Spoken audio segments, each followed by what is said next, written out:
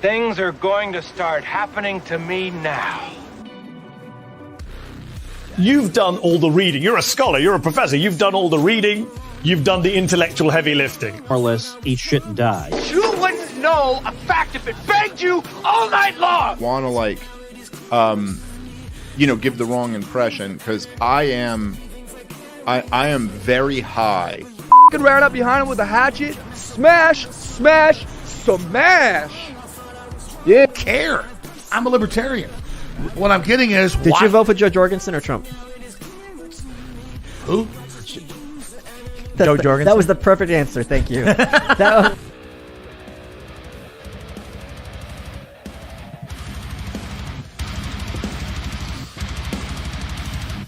It's day 2, everybody. Tom Woods week, the Tom Woods show. This is Tyler Yonke, the Libertarian Podcast Review. Welcome aboard. We are doing the extensive 5-6 day, review of the Tom Woods show. So I hope you saw episode 1, day 1, where we gave a good breakdown of Tom Woods himself. We played some clips of him on Michael Malice.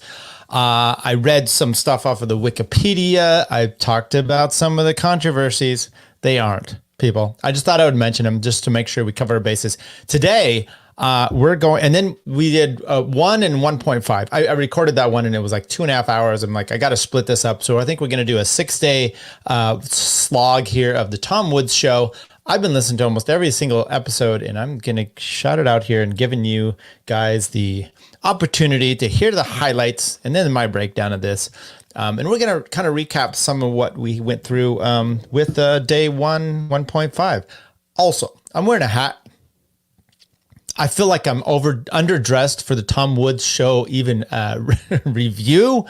Partly because every time I see his little snapshot, I've only seen Tom in a t-shirt a few times, and it's the Tom Woods announcement, which I use as my overlay for when I do the videos, some of the clips and stuff. But Tom put everything up on YouTube. The first few episodes did not have some of those opportunities. So I clipped those out. I made little videos and I put them up in a little still of him. But these are all on YouTube. And by the way, when I get down to the end, we're going to talk about his intro, his music choices, how he went through it. And these first few 100 episodes actually molded where he had the music and whatnot and into the one he has now. So we'll give all that on the breakdown of who am I? I am Tyler Yonke. I do the Libertarian Podcast Review. We review podcasts. We find that autistic star you just didn't know you needed in your life. But in this case, it's Tom Woods. It's one of the OGs. Started his show back in 2014. He's ramping this thing up. When I started, he was at almost to 2,300. He's gone through that because it takes me a while. I've got to compile these. I've got to figure all this out. Anyway, like I said, my name is Tyler Yonke. We also do a show with Andy, Garbage Main, where we do Kill Pod. Andy comes on a lot, and we interviewed Stefan Kinsella. I've had Brian McWilliams on of Lions of Liberty. Dave Smith has been on the show, part of the problem.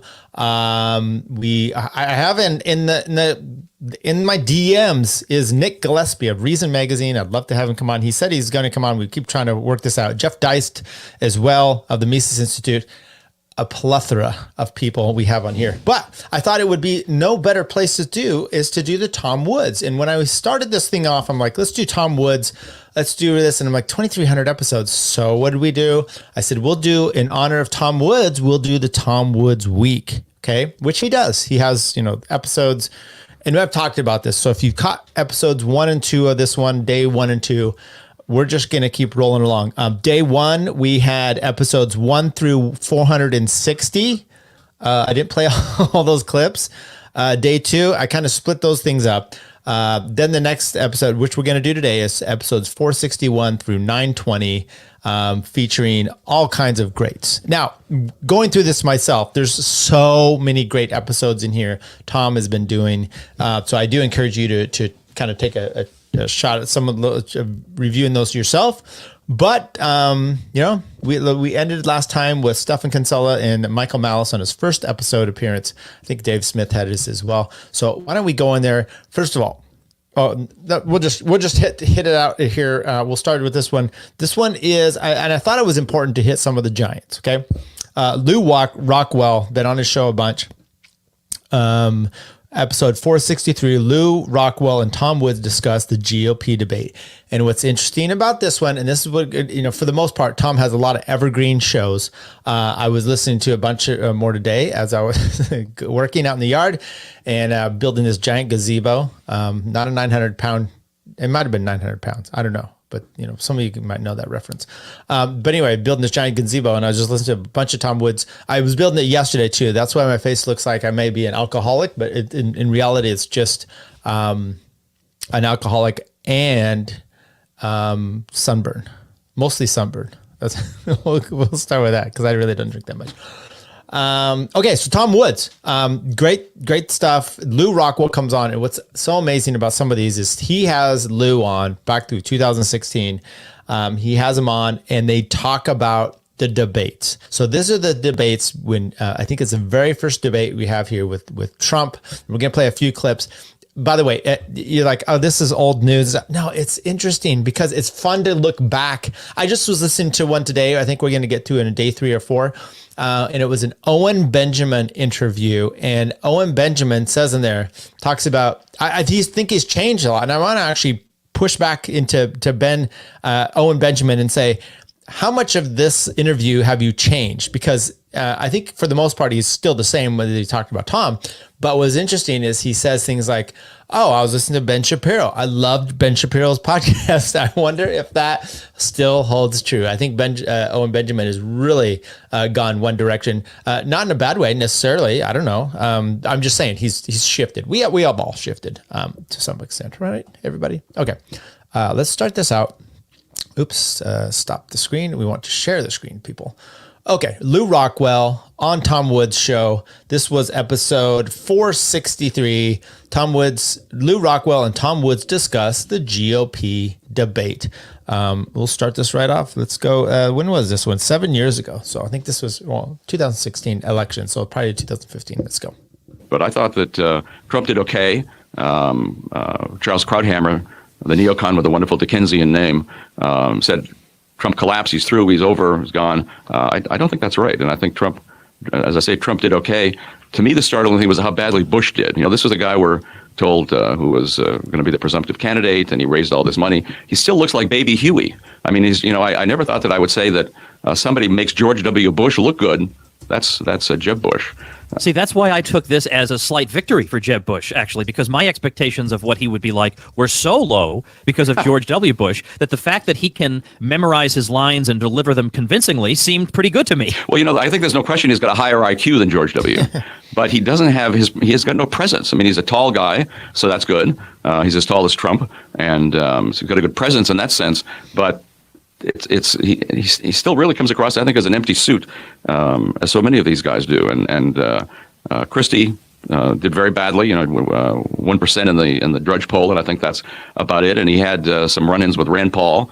Rand, as I think was the conventional wisdom, had to go on the attack last night because he's had such a horrendous summer in terms of plummeting polls and terrible fundraising and so forth. So he started right off by attacking Trump for the fact, and because it was a setup question by Fox, oh my gosh, here you are on a Republican platform. Do you mean to tell me that you're not going to pledge to totally support any Republican who's nominated? And he said he would not. So all the functionaries in the room booed him, but otherwise, all these people are telling us, hey, we have to reach across the aisle. We have to be bipartisan. We can't just be partisan. And the people at Fox, the people in that hall, I think don't realize that regular Republicans, GOP primary voters, hate the GOP. Okay.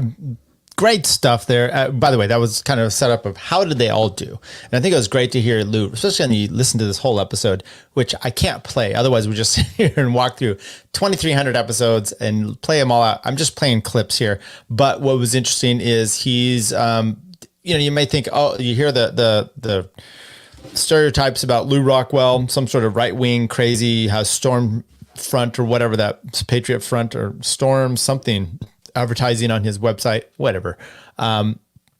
He's not some sort of wacky right winger. Okay. He's your typical ANCAP. And he does take on some of these people with a lot of fervor and disgust as well. So anyway, this is Rand needed to distinguish himself on this clip of the debate. Let's go. Skilled they are as speakers. I mean, I don't like Mike Huckabee, but he's got a stage presence. Oh, yeah. And he doesn't trip over his words. He's effective. He connects with his base very well. If Rand's not prepared to do that, and if the only way he's going to distinguish himself is by yelling out of turn at Donald Trump, that's not a debate strategy. Well, it would have been nice to hear him say, to defend private property rights. He got in trouble earlier in the campaign. And, of course, his dad always had just a magnificent way of phrasing things, too. And he did. It's one of the areas in which he had a huge educational effect on young people because they'd never heard such a thing, of course. They always, without really thinking about it, accepted the idea that the forced interactions were moral. And when he explained to them from an economic standpoint and from a moral standpoint, a political standpoint, why this was disastrous, he changed people's minds, changed their hearts. And I still notice that effect, of course, not only in that issue, but in many, many other issues. Paul had a permanent effect on so many people. Whether anybody on that stage is going to be in that same category, I frankly don't think so.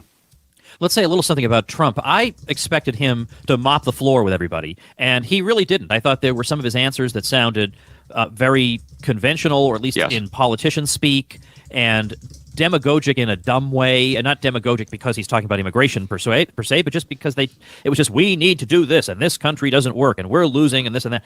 So I thought that was unfortunate, and I thought he came off kind of looking like the caricature he's been portrayed as, which is that he's got no substance, he's got no specifics, he's just a clown. And unfortunately for him, I think a bit of that came through last night. He didn't have, and secondly, he didn't really go on the attack. I thought the way that he would really distinguish himself was by saying, look, this one just gave you a pretty speech, but let me tell you the truth about this guy. I don't think he maybe had that information at his fingertips. He also seemed to me slightly nervous. I know that's a very odd criticism to make of Donald Trump, but he was uncomfortable, and of course they were after him, but that could hardly have been a surprise to him. So I think he did say some good things. He said that he was the only guy on stage to have opposed the Iraq War, and to have predicted that it would be a total disaster and would destabilize the whole Middle East. And of course, exactly. And apparently that didn't hurt him in the Drudge poll any. No. And I also liked it when the evil Megyn Kelly was listing all the terrible things he did, all his terribly alleged sexist remarks. And he said, well, I only said that about Rosie O'Donnell.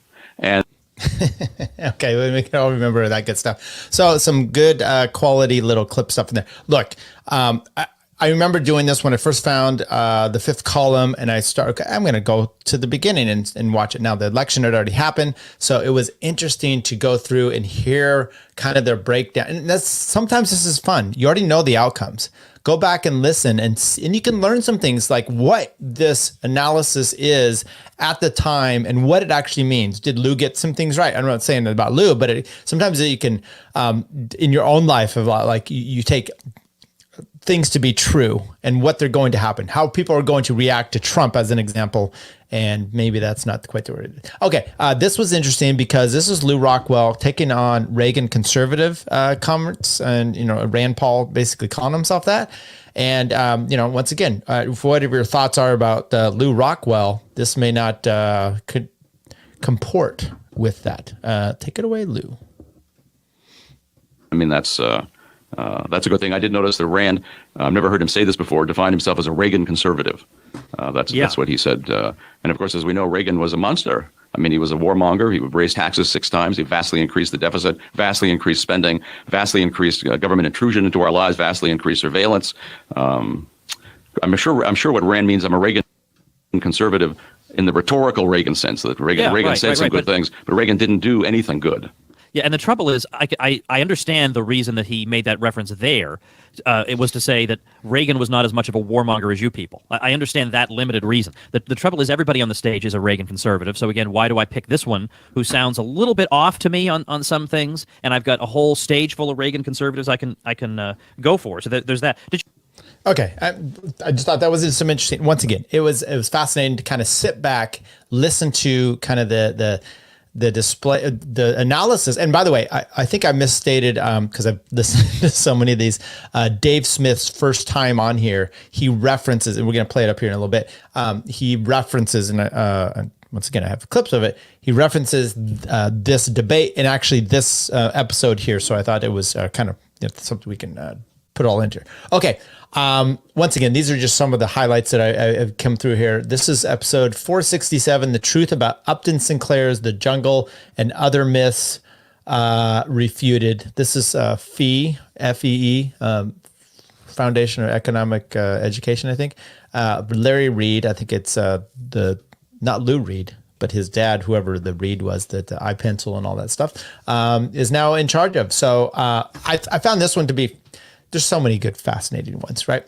But this one, I remember reading, my wife even read this one in college, Upton Sinclair, The Jungle, talking about the meat packing, that there's, humans being degraded, and that comes up with, regulations that are started by the FDA or the government from this. We'll talk about it. But I first heard about this from Glenn Beck, crazy Glenn Beck, a few years ago, talking about how Upton Sinclair's estate was being auctioned off, and in there was all kinds of communication about this, I think to his attorney at the time, and basically admitting that he just made all this shit up, that he was just, ends justify the means type of thing. So without further ado, let's start in with Upton Sinclair. This is Larry Reed talking about it. Tell us about The Jungle, Mr. Reed. Okay, here we go. By Upton Sinclair called The Jungle came out very early in the last century, and it was first serialized in a magazine published by the Socialist Party, and then later put together in a book called The Jungle. And it rather quickly created a sensation, largely because of fewer than a dozen pages which purported to describe conditions in the meatpacking plants in Chicago. And as the book describes them, of course, they were horrendous. People falling into the vats and being ground up with meat and sold as sausage, or Durham's pure leaf lard and that kind of thing. Just horrendous conditions. Well, it turns out that even though it was accepted by so many people, propagandists in particular, as gospel, it was rooted in myth and misconception and propaganda. The book was written by Upton Sinclair because he was paid $500 by the socialists to write a tract or a book that made a case for socialism. And so he had to smear capitalism with all the vitriol that he could muster. And he hardly spent any time at all in the meatpacking plants. This is all fiction. In fact, you have to wonder, as I mentioned in the chapter in the book, you have to wonder if the stories about people, workers in particular, falling into those vats were true.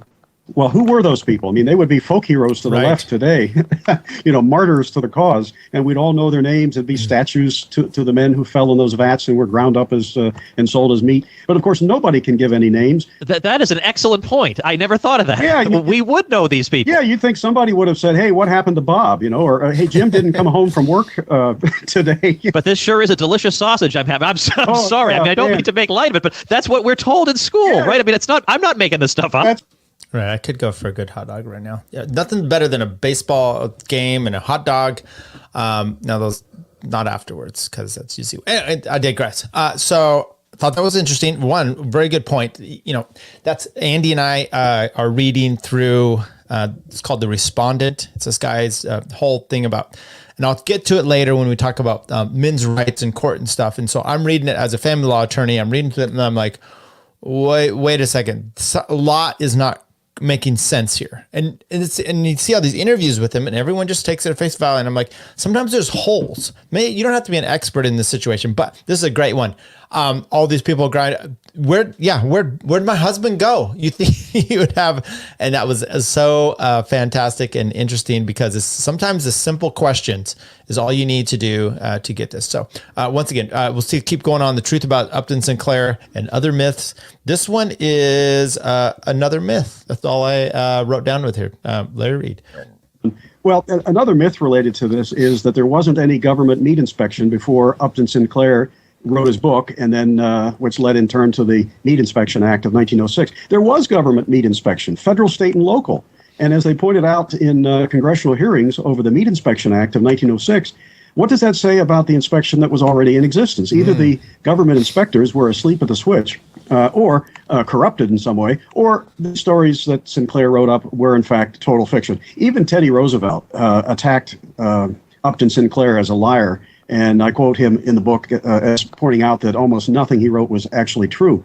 And in the end, when the Meat Inspection Act of 06 passed, it enjoyed the support of the meat packers themselves because they saw the imprimatur of the federal government being stamped on their product as helping them recover lost markets because of Sinclair's propaganda. But more importantly, that bill took the meat packers off the hook for paying for the inspection and certification of their own processes, and instead shifted the bill to the taxpayers. So they said, sure, we're for this. which, by the way, is almost invariable. I mean, I own a business. Things start, inflation starts happening. What do? I might raise my hourly rate. There's all kinds of things. Credit card processing does a fee. I raise the rate a little bit. It happens. You pass it along because you've got to be always making your nut, so to speak. Okay. That's episode 467. The truth about Upton Sinclair's The Jungle and Other Myths. There's a lot of actually great stuff in there. I think he talks about some education and other things about young people and whatnot. But we're moving along. And one of the things you love about Tom Woods, at least me personally, as someone who does love prog rock, I love all kinds of stuff. I even love, like this, Depeche Mode, right? But I also love. Is that not a? There we go. Prog rock, open card. So one thing he does a lot of episodes on that, and this one is Neil Peart. Today's Tom Sawyer, episode 511. Neil Peart, Rush, and Liberty with Brad Bircher. Brad Bircher been on here before talking about prog rock. He's on here several times. He's a historian, I believe. Doesn't matter. We're going to get right into this one. And this episode is Neil Peart just recently passed away. So when they wrote this book, or he wrote a book about it, and when he did this episode, Tom Woods and Brad Bircher, Neil Peart was still alive. Matter of fact, Neil Peart, he had contacted him.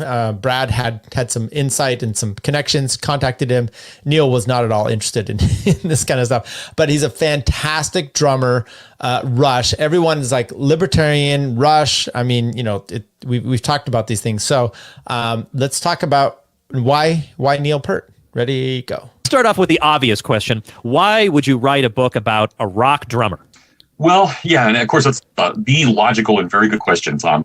I have spent all of my professional career, I have written biography. That's all I've done. I've done, I'd say I've done a few things outside of that, but even when I do things that aren't quite biographical, they're still biographical. And I have personally found, and this comes from my own love of Hayek, and my own love of methodological individualism, I will say that properly.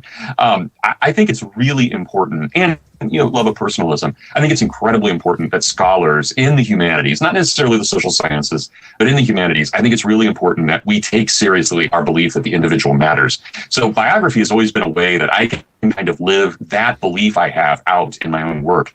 And most of the things that I've done in terms of biography have been on these very highbrow figures. So, J.R.R. Tolkien, who of course was the greatest scholar of Middle English and Old English in his day. I've written on one of the founding fathers. And so a lot of what I've done, almost all of it, has been highbrow. And I kind of wanted to make the case that because Neil Peart is an extremely popular person, we should not dismiss him as not highbrow. That in fact, with the music of Rush, though it's hard and it's progressive and it's at times extremely heavy and throbbing, that in fact it really does have a lot to it. And that in fact, one of the reasons that Neil Peart is so popular is simply because he doesn't dumb down his ideas for his audience. The music is as complex as his ideas are. Okay, so I've tried to get into Rush over the years, and there's definitely some songs I like, some I don't. I do like prog rock, but the point is very talented. Getty, Neil Peart, they're fantastic. And I remember not too long ago, I think they've been instrumental in some people finding liberty. Matt Kibbe did a whole I don't know, a documentary on it, but an episode where basically he talks about music and he really gets into it, and how Kibbe on Liberty, he's on the Blaze, but he's libertarian, and how he was, the 2120, I'm trying to remember the album number, episode or title, that mentions Ayn Rand in there, and we'll get kind of to some of this. And so then he found Ayn Rand from this. So objectivism, and then, it all started with Ayn Rand type of thing, where she's not a libertarian, but she definitely moved some people into the libertarian sphere due to that. Okay. Is this an Ayn Rand band? That's the question posed to Brad Bircher. By the way, Brad, great guy, lot of information, not so easy to grab clips from sometimes because he does go on. Let's try and draw them in by talking about what people have often tried to, the way they've often tried to describe Rush, which is that they are influenced by Ayn Rand, which is an oversimplification that they've tried to tiptoe away from ever since, but it's not altogether misplaced. Why don't you talk about that for a while, because you spend a lot of time in the book on it. Yeah, there's always been that characterization, and it's because in 1976, in their breakthrough album, which was 2112, and it was they would go on to sell much bigger albums, but up to that point, they had not sold that well. They had sold respectably. But with that album, that's where their reputation just boomed. And I think there are a lot of reasons behind it. It is an album about an anthem. It's about a young man who discovers beauty. It's in many ways, it's a rewrite of the Fountainhead, but also there's a lot of anthem in it as well, Ayn Rand's Anthem. But they're young. They're probably 21, 22 when they write that album. And they had been on the verge of losing their record deal because their previous 3 albums had not sold as well as the company wanted. And so they decided, and I think this is one of their greatest moments in their history, the 3 of them decided that they would make the art they wanted to make. And they would not in any way cater to the fashions of the time. They would not listen to the record company. They would not listen to what DJs were asking for, which was 3-minute songs. And so what they did, which is just, it's brilliant in hindsight, but it's amazing that it worked. They write, the whole opening side to the album is one song, and it's a very complex science fiction story about a man against the state, about a man who is willing to accept death, even at the loss. Well, obviously he loses his life, but if he can't have his liberty, he accepts death. And it's a powerful, powerful story. But the entire thing has the feel of the overture of 1812. Okay, yeah, got to check out that whole episode yourself for that. The next one we say, okay, because the question was, is this an Ayn Rand band? And he kind of didn't really answer the question, but finally does get back to it. So, okay, so Ayn Rand. Now, what happens when you ask band members, hey, you guys are basically just influenced by Ayn Rand, right? What do they say? Yeah, thanks, Tom. We should go back to that because I kind of went off on that patriotic moment about 1976. So Neil had read Rand. He actually encountered, if I remember right, it was a copy of the Fountainhead. He was living in England in 1971. He didn't join Rush until 1974, and the band had already been together 6 years by the time he joined. They had a drummer, John Rutsey. Right when they had gotten their first record deal and a North American tour, John Rutsey had to be kind of taken out. There were some problems with drugs and alcohol, and he was a diabetic who wasn't taking care of himself. It was a really sad situation. He's since passed away. But they needed to hire Neil, and they need to hire someone, and they hired Neil in August of 1974. When he came to them, he had read everything imaginable. And this is where you can't just say he's a Randian. He had read Hemingway, loved Hemingway. Yeah, he had read all the great authors of the 1920s, Fitzgerald. He was very taken with modernist literature, everything from Mark Twain to the present. Yeah, Philip Roth, everything. And Rand, he found a copy of the Fountainhead on a bench in the London Tube Station when he was there in 1971. Again, he would have been, 18, 19 at this point. Picked it up, loved it. But I wouldn't say he really loved it any more than he loved a lot of other things he was writing. But he found in the Fountainhead really an inspiration to kind of to follow Howard Rourke and to say, I need to do my own art, and whether I make money from it or whether I get rich from it or whether I'm hated for it, I've got to do this. So that was really the great inspiration for him.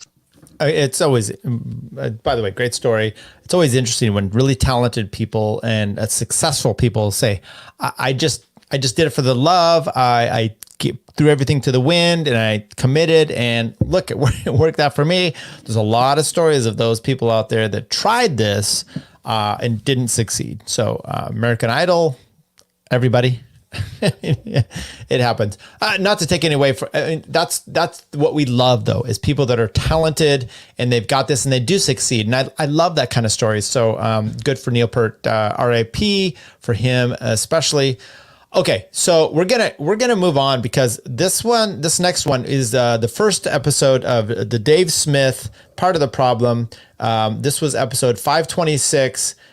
Making people think without bashing them over the head with comic Dave Smith. Okay. And so we're going to play maybe extra clips of this one because I'm a big Dave Smith fan. He's what kind of got me into the Tom Woods show. He's been on this show, and we do appreciate him because he said, hey, I'm a fan of this show.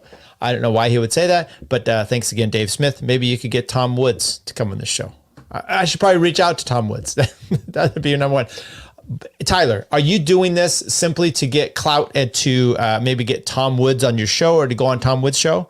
I don't know. If that helps, it helps. If it doesn't, I've just enjoyed this, and this is my goal a lot of times is to play these things. Okay, so Dave who? Dave who?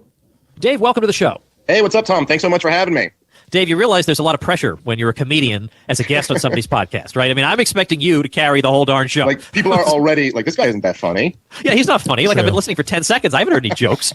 All right. I want to introduce you to people. I knew a little bit about you, and I'll be perfectly honest. I didn't tell you this before we went on, but I knew a little bit about you, and then I checked out some of the podcast, and I thought it's not really quite my style.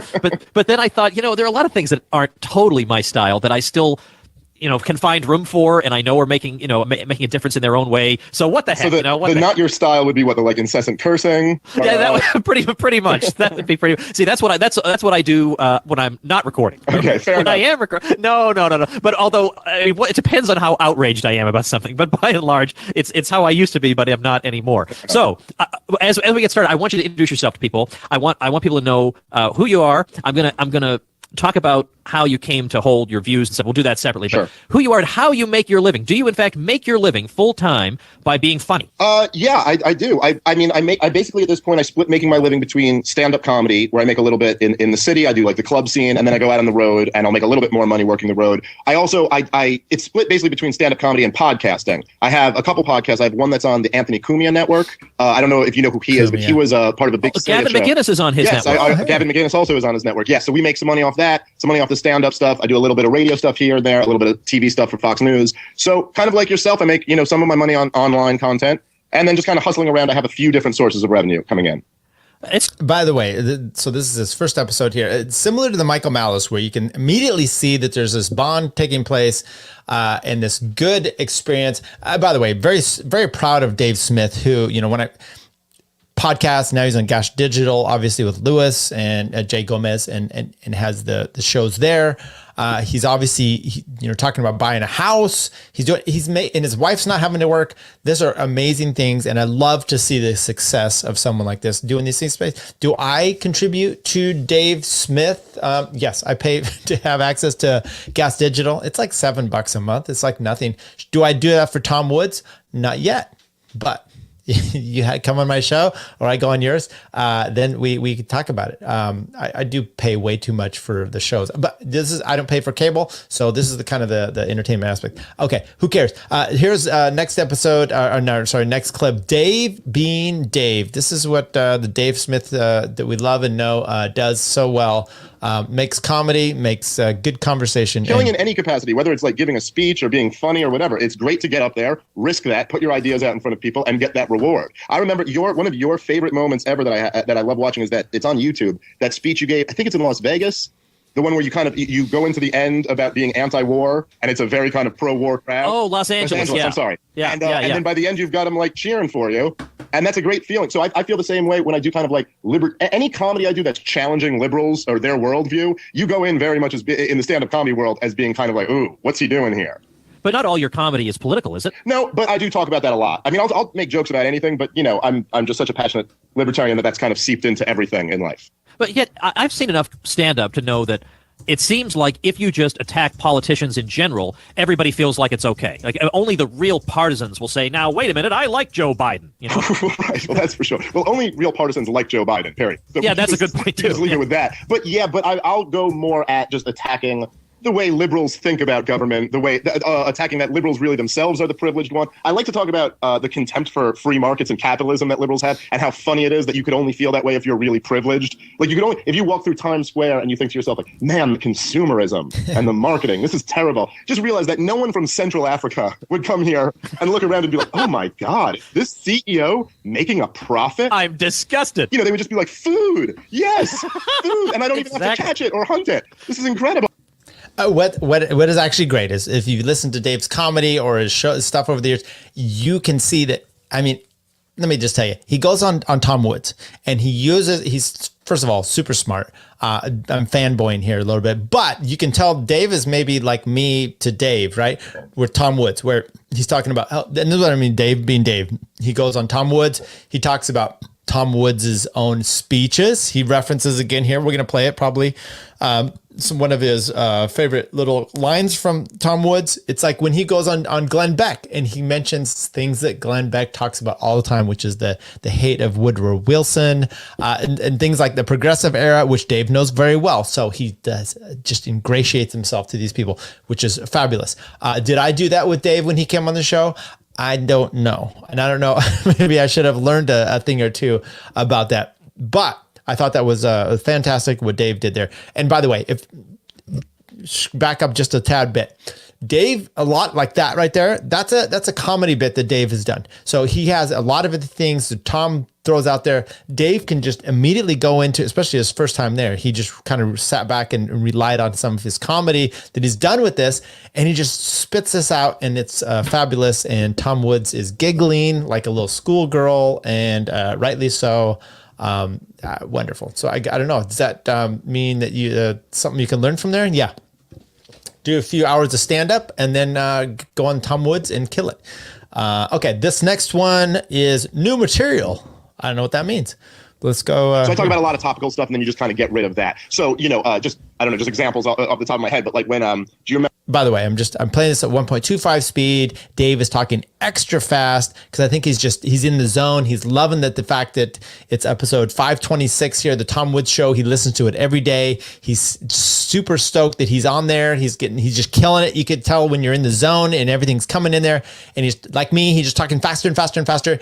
And you're almost to normal speed of Ben Shapiro. But here we go. Remember at Nelson Mandela's funeral when there was that fake sign language translator? Yeah. So I had for a couple months, I had this whole long bit on that guy. But now at this point, it's just kind of like, hey, who cares that there was a fake sign language translator 3 years ago? But it must hurt to have to give that bit up. It's not. I mean, the man was a sign language translator who made it to the top without learning sign language. Yeah, I mean, I had that for a little piece of time, and now it's gone. Sure, but that's what keeps you on your toes. And now I got to write something about how hilarious Bernie Sanders is, and how the guy who just got pulled out of my Jewish grandpa's pinochle game probably isn't going to be the next president.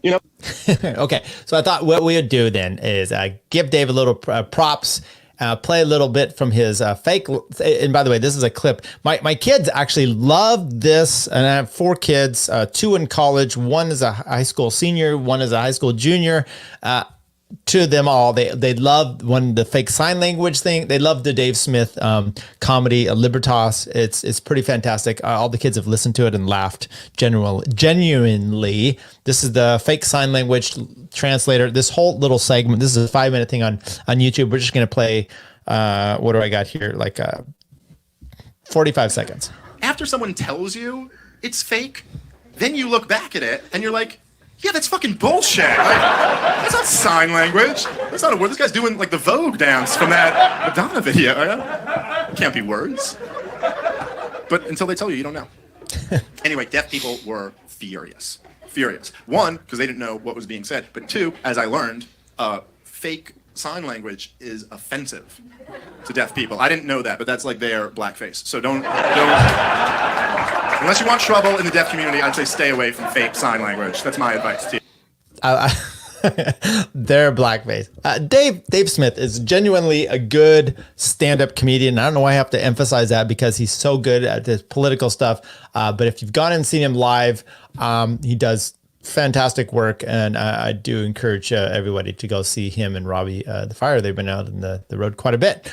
Okay, let's keep going here with Dave Smith. This one is how about Tom? Tom, why don't you do stand up? But all the same, not everybody. It's not just a matter of learning the craft. Not everybody is cut out to do what you're doing, and it impresses those of us who are not cut out for. I have people saying to me sometimes because they like the jokes in my speeches that I should do stand up, and they don't understand these are 2 entirely different genres. Well, I'll tell you, there's a video of Peter Schiff doing stand up. I heard at the Comic Strip, which is a club that I've played for years here in New York City. Wow, that is good. And Peter's a funny guy. I think you're very funny too. And I love I often use. I mean, I give you credit, but I use a lot of your analogies. Like I love the Walmart school thing. That's brilliant. Oh yeah, that's one of the best analogies I've ever come up with. That's incredible. I'll tell you another one that I think is amazing that you don't use enough.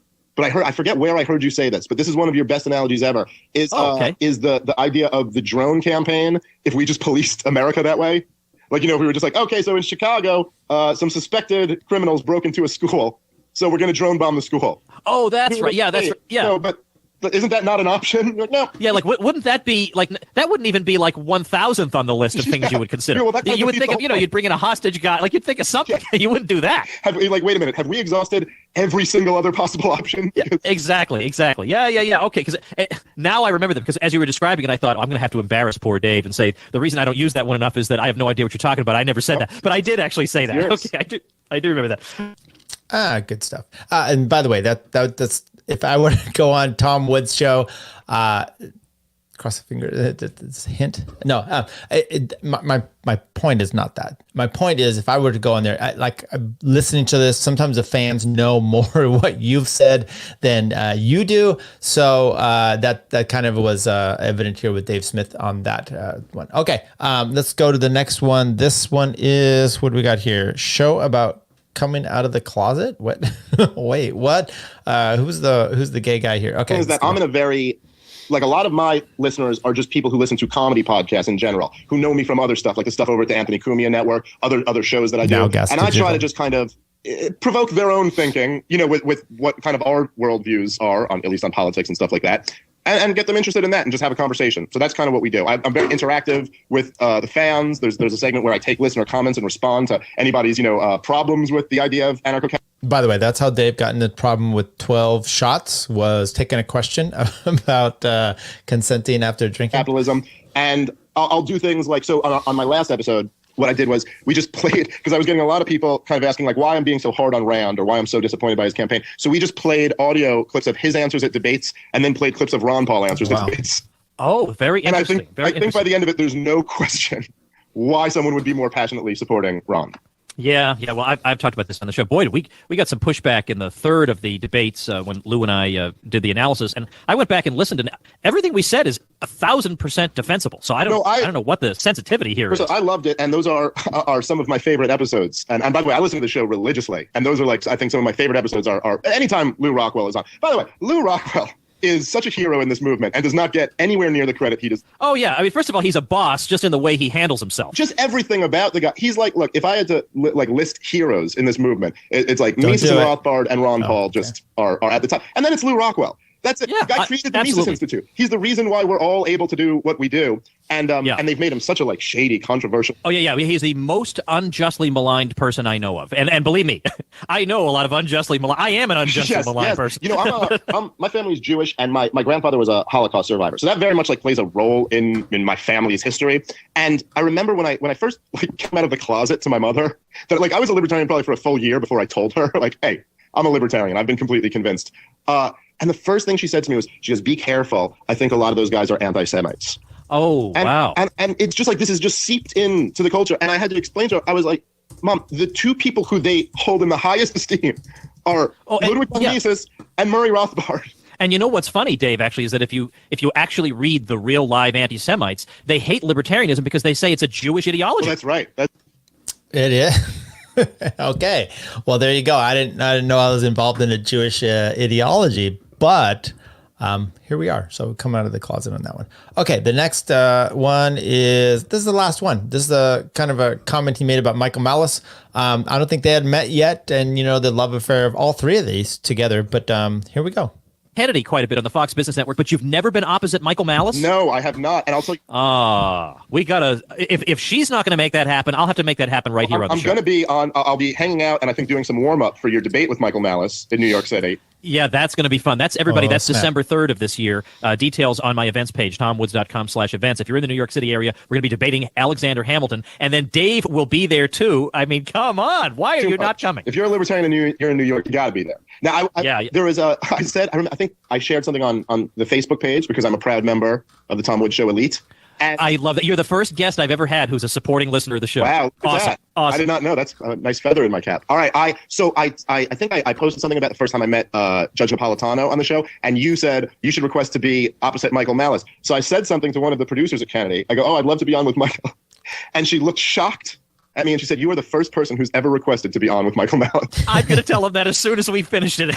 He was going to love that. But no, I am very fascinated by his argument. I didn't, it's such an intriguing argument to me that he's making about Hamilton. So I'm very interested. Oh, yeah.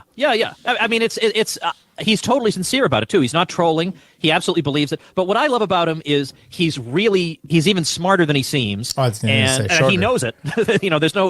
There isn't a problem with excessive humility with Michael Malice. But he always makes me think, and he challenges me, but we really, really enjoy each other's company very much. And that the fact that in 2006, he had a graphic novel written about his life. I mean, by Harvey Picard, and I was totally absorbed by it. It's incredible. There you go. So that's Dave Smith, his first appearance on the Tom Woods Show. What episode was that? 526. We're going to move ahead.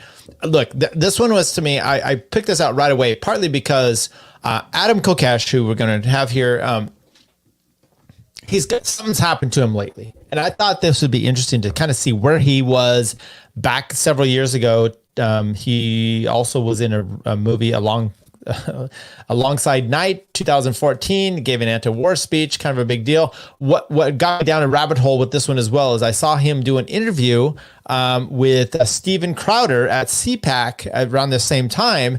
And he was brilliant. He was great. Steven Crowder was a total dick and an asshole. What's your angle? Is what he kept saying. And there was nothing that Adam Kokesh was hiding. But remember, Reno Reset. I saw him out there. He seemed like a completely different man. He went on Clint Russell's show. Seemed completely out of his gourd as well. I don't know what his deal is, but he's got a good history, and so it's really interesting. And let's go here. What's this one?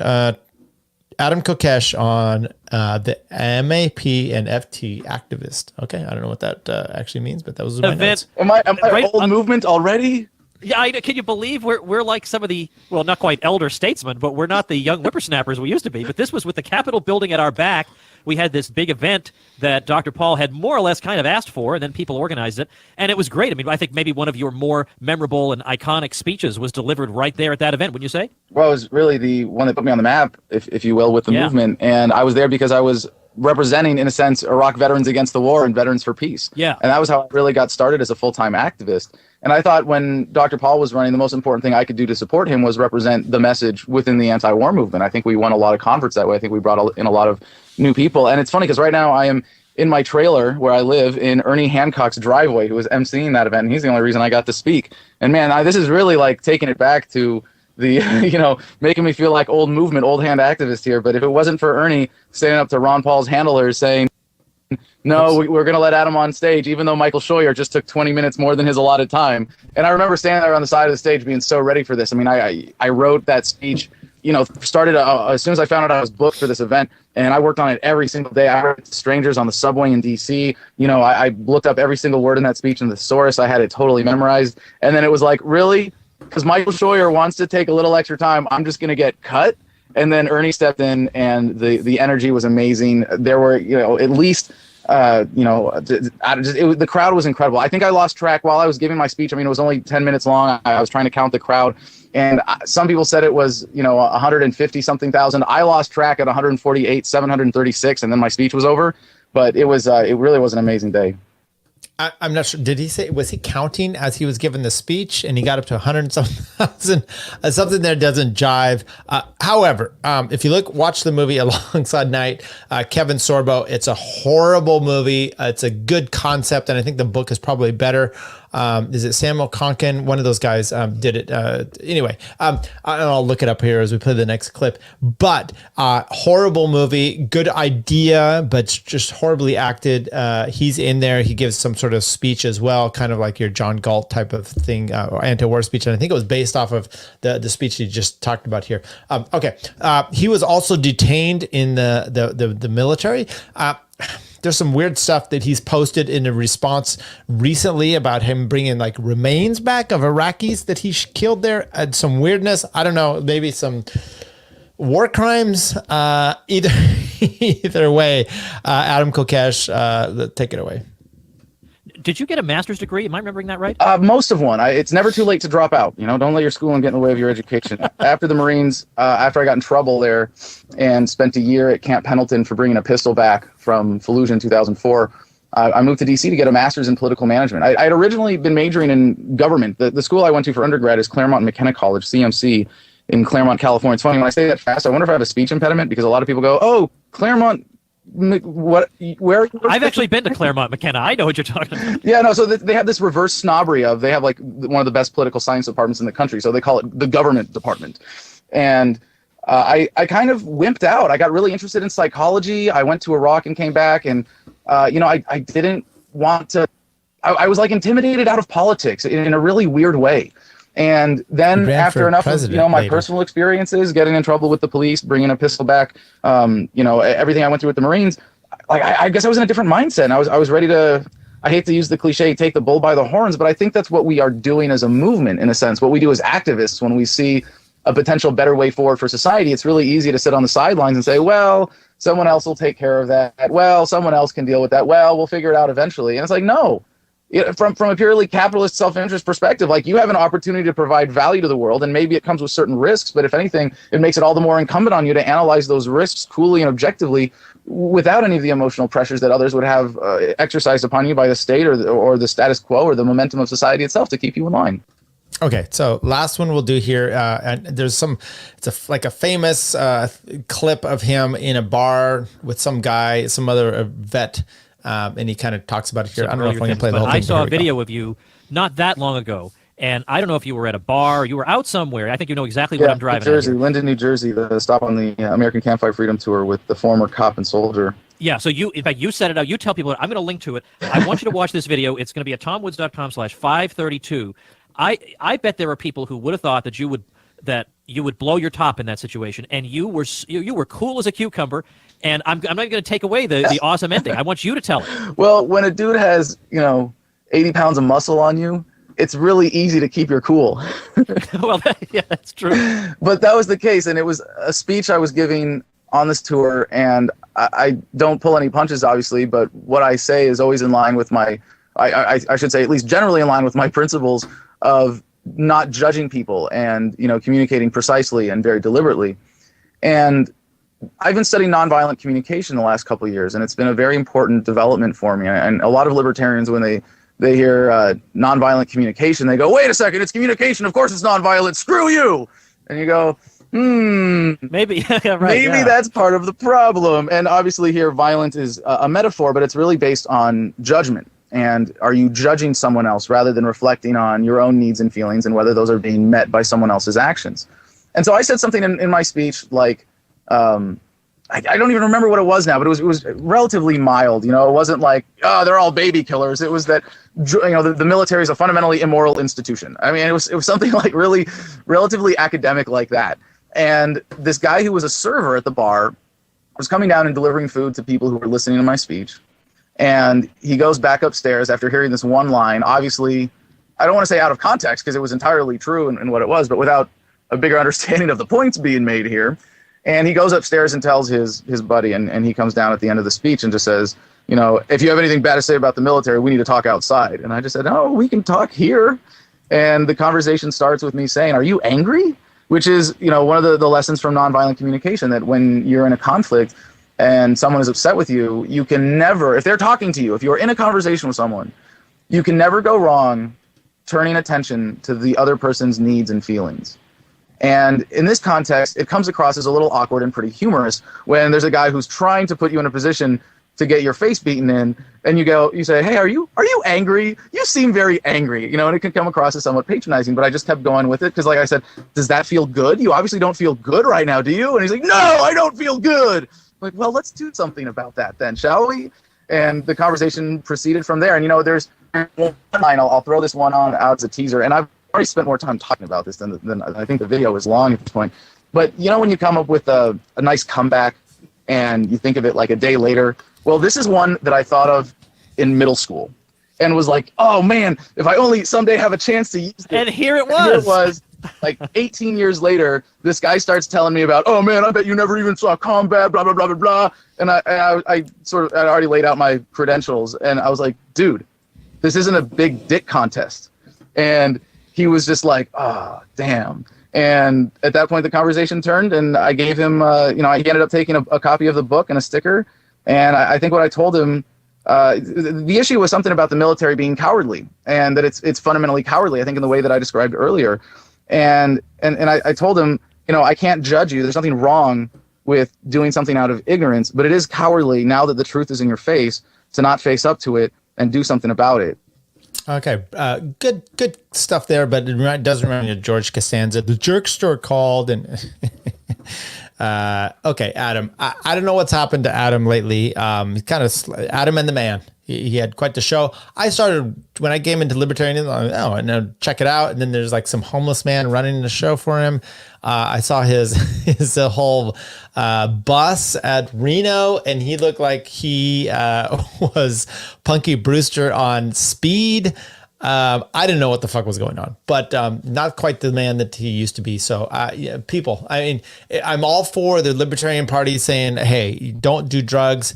But for saying legalize drugs, but I'm saying to you personally, don't do them. Just it doesn't end well.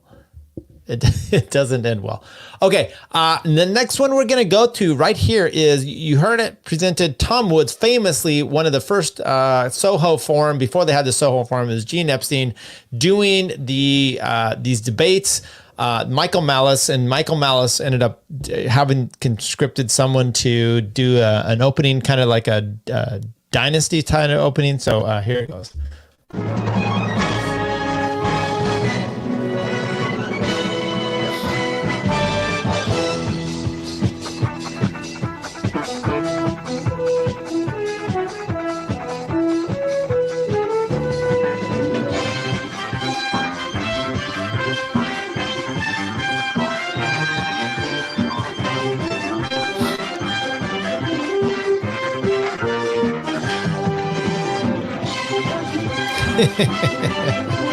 Ayn Rand, Tom Woods, alphabetical order. That's not alphabetical order. Michael Malice. What alphabet is this? Gene Epstein is the moderator. Alexander Hamilton on the money. Shoot Aaron Burr. There we go, Aaron Burr. Oh, fuck.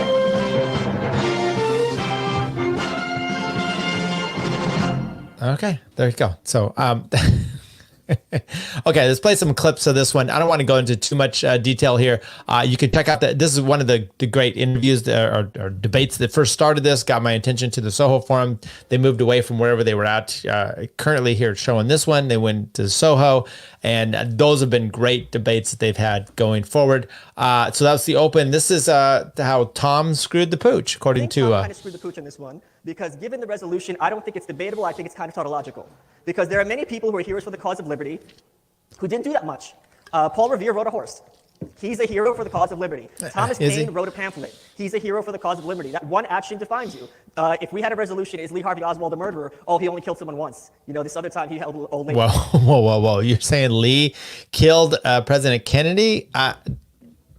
Jeez, Malice. Across the street. It takes a great deal and a great accomplishment, but that one accomplishment is enough, in my opinion, for the resolution to pass. So let's discuss Hamilton and Hamilton's life. I listened to the Tom Woods show from 2 weeks ago, episode number, Tom, do you remember 371 or something like that? And he had this great episode about this National Review piece, which I'm sure was terrible, because the National Review is awful, everything they say is wrong. And you had as your guest the historian Kevin Gutzman, and the episode was attacking Hamilton. And what did he say?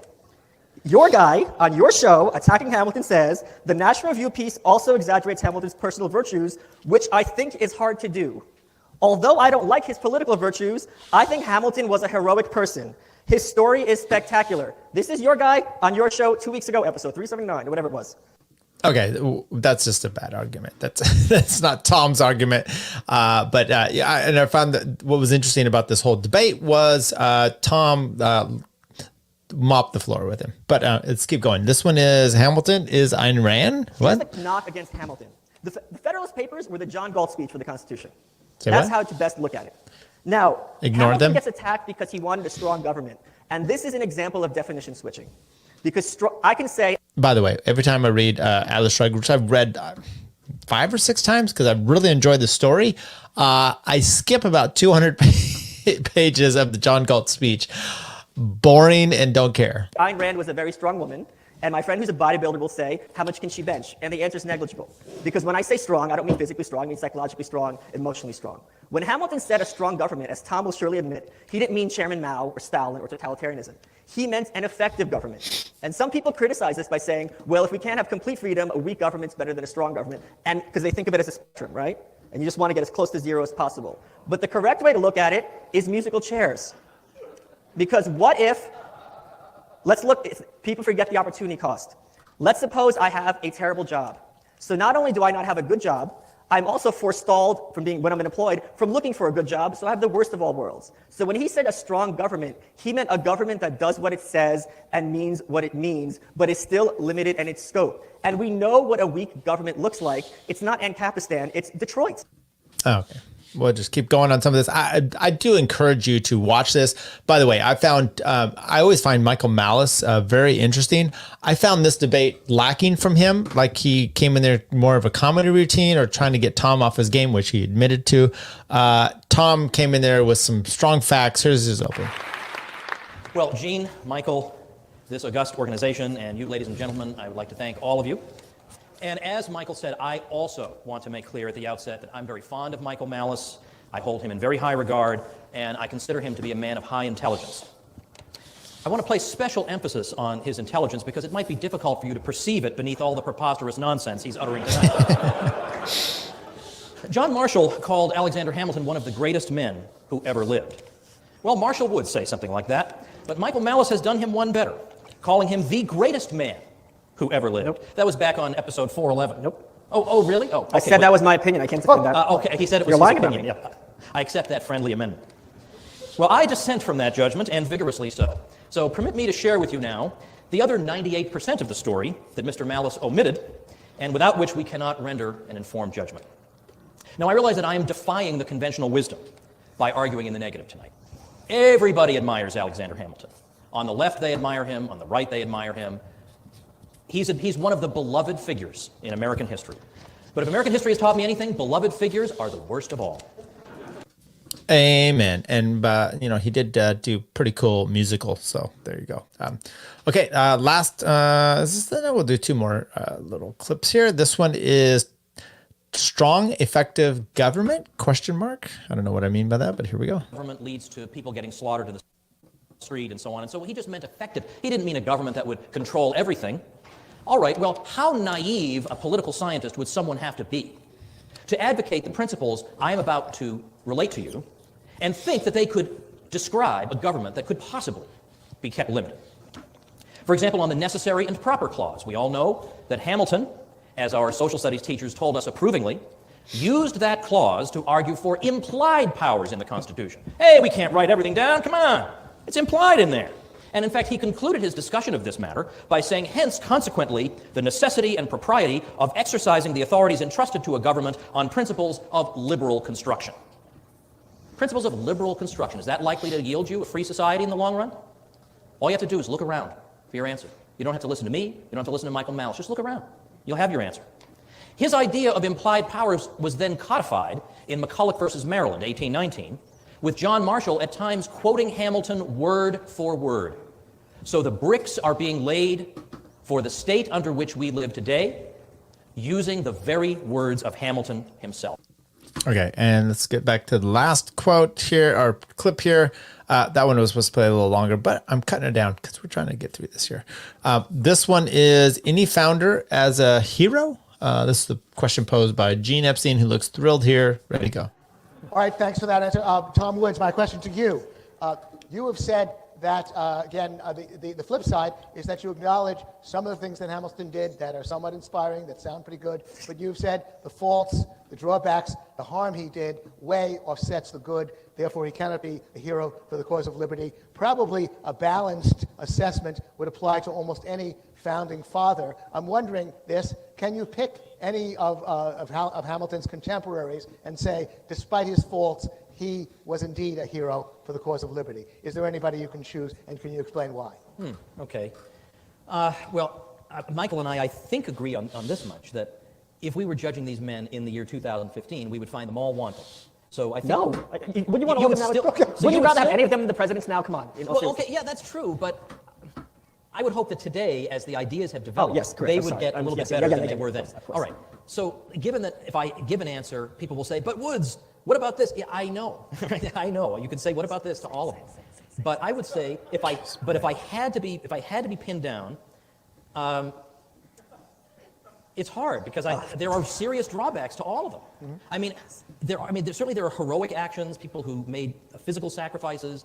I get all that. But then at the same time, there are plenty of people who made sacrifices who then were involved in moral enormities. And it's very hard to say, well, that's entirely heroic. But I do have some respect for James Madison, who collaborated with Hamilton, of course, in the Federalist, right. and who professional Madison historians will try to claim that he was absolutely consistent throughout his life. That's the Lance Banning thesis. He obviously was not completely consistent throughout his life, but he did have heroic periods where he recognized the threat, for example, of the Hamiltonian system. He could see where the Hamiltonian interpretation of the Constitution was going to lead. And in fact, by the way, here's a real difference between Madison and Hamilton. Hamilton knew that the Constitution that had been ratified was not what he wanted. And he'd made that perfectly clear. Everybody knew what his position was. Madison also was complaining about it. He privately, in a letter to Thomas Jefferson, said that he didn't expect it to last more than a few years. He thought there were a lot of problems with it. But the difference is, Madison understood that's the Constitution we have. And this is the Constitution that was sold to the people on the basis of enumerated powers and the powers of the states. That's not the system Madison wanted, as we know from his nationalist plan. He did not want to be called the father of the Constitution, but his view was, this is the Constitution we gave the people, so this is the one I will defend. Tom's I don't know why I made that noise. Tom's a great historian, and this is a great debate. So I think this, and then there's a follow-up episode about this. Let's keep going on here. This is episode 576, Feminism, Enemy or of Liberty, ? With Milo Yiannopoulos before he got canceled completely out for saying he liked to be diddled by older men when he was a kid. Let's play it away. What is feminism? Described it in a totally factual way. I said that something along the lines, it's basically an attack vector for liberal authoritarianism. I mean, feminism is just another front in the left's attempt to language police and to bully all of the people that it doesn't like. As represented, most obviously and most perfectly, it finds its fullest and highest expression in the rich straight white male of folklore. And this is a person that, modern feminism has come to define itself by, define itself in opposition to. Modern feminism has moved so far away from equality that, it really should pick another name. It should just call itself what it is, misandry. And it's created this specter, this mysterious force that supposedly controls society called the patriarchy. And when you look at that, you look at this, you sort of unpack all of this, you realize actually it's just a sort of loose bundle of a lot of old authoritarian leftisms. Well, let's talk about feminism, though. When you talk about modern feminism, couldn't there be some feminists who would come along and say, look, feminism comes in many varieties. There are feminists who believe men and women are basically the same. There are feminists who believe men and women are different, and that should be celebrated. There are socialist feminists. There are libertarian feminists. So how can you bundle them all together like this? Well, the reason you can do it is the time that there were different strands of feminism represented by large groups of people, different organizations, university departments, books, scholars, journalists. The time when there was variety in feminism is largely over. Now, you can read any of the books by Christina Hoff Sommers at the American Enterprise Institute if you want to find out more about the intellectual history of feminism, such as it is.